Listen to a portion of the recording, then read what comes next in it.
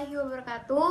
Halo semuanya, kami dari kelompok 1 di kelas Manajemen Strategi dari kelas Akuntansi Keuangan Winsus Riau ingin menjelaskan suatu materi yang bertema tentang etika bisnis, tanggung jawab, dan keberlangsungan lingkungan.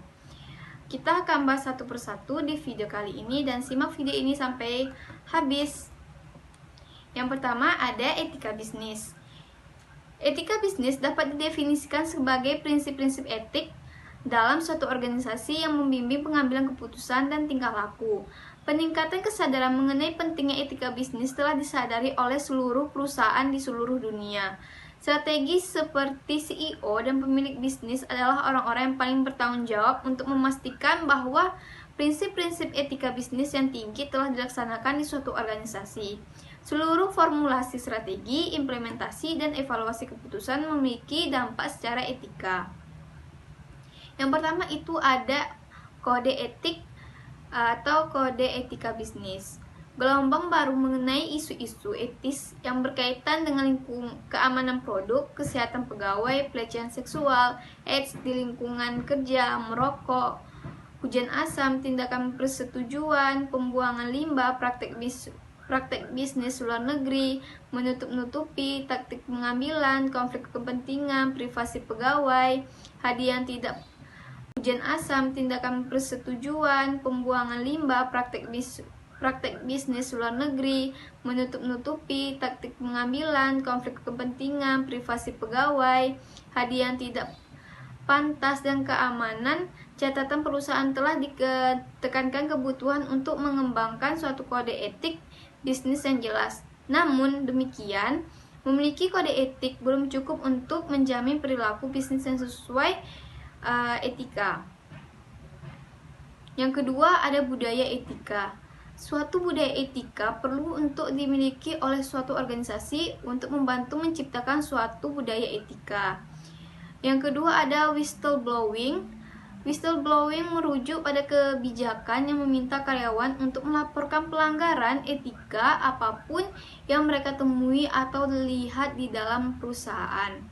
Yang keempat ada penyuapan. Penyuapan didefinisikan sebagai penawaran, pemberian, penerimaan, atau meminta barang apapun yang bernilai untuk mempengaruhi perilaku sebuah badan atau orang lain untuk membebaskannya dari tanggung jawab publik atau hukum. Sebagai sebuah hadiah yang diberikan untuk mempengaruhi perlakuan penerima, suap. Suap adalah hadiah yang diberikan untuk mempengaruhi perintah si penerima. Hadiah tersebut dapat berupa uang, barang, hak dalam bertindak, properti, kenaikan pangkat, hak istimewa, honor, objek untuk mempengaruhi perintah si penerima. Hadiah tersebut dapat berupa uang, barang, hak dalam bertindak, properti, kenaikan pangkat, hak istimewa, honor, objek keuntungan, atau hanya sebuah janji atau usaha untuk mendorong atau mempengaruhi tindakan, pilihan, atau pengaruh dari seseorang dalam jabatan atau kapasitas publik. Penyuapan adalah kejahatan dalam kebanyakan di negara di dunia. Romansa di tempat kerja. Romansa di tempat kerja adalah hubungan akrab antara dua orang karyawan yang saling menyetujui berlawanan dengan pelecehan seksual. Romansa di tempat kerja antara dua atau karyawan yang saling sudah terjadi. Sehingga pertanyaannya adalah umumnya tidak apakah memungkinkan praktik tersebut atau bahkan bagaimana untuk mencegahnya, tetapi lebih bagaimana yang terbaik untuk mengelola fenomena tersebut. Organisasi mungkin tidak seharusnya melarang dengan ketat romansa di tempat kerja karena kebijakan seperti ini dapat ditafsirkan sebagai sebuah inovasi pribadi, suka menguasai, atau tidak diperlukan. Beberapa romansa sesungguhnya meningkatkan kinerja pekerjaan, menambah dinamisme dan energi yang diterjemahkan ke dalam perbaikan moral, komunikasi, kreativitas, dan produktivitas. Selanjutnya pembahasan tanggung jawab sosial perusahaan atau corporate social responsibilities adalah konsep manajemen di mana perusahaan mengintegrasikan masalah sosial dan lingkungan dalam operasi bisnis mereka dan interaksi dengan pemangku kepentingan mereka. Tanggung jawab sosial perusahaan pada umumnya dipahami sebagai cara di mana perusahaan mencapai keseimbangan antara kepentingan ekonomi, lingkungan, dan sosial, sementara pada saat yang sama memenuhi harapan pemegang saham dan pemangku kepentingan. Salah satu contohnya yaitu kebijakan sosial pada masa pensiun. Perlunya kebijakan sosial ini dikarenakan perusahaan bisa saja mengalami pengurangan tenaga kerja yang parah terkait penuaan tenaga kerja dan kesehatan mereka.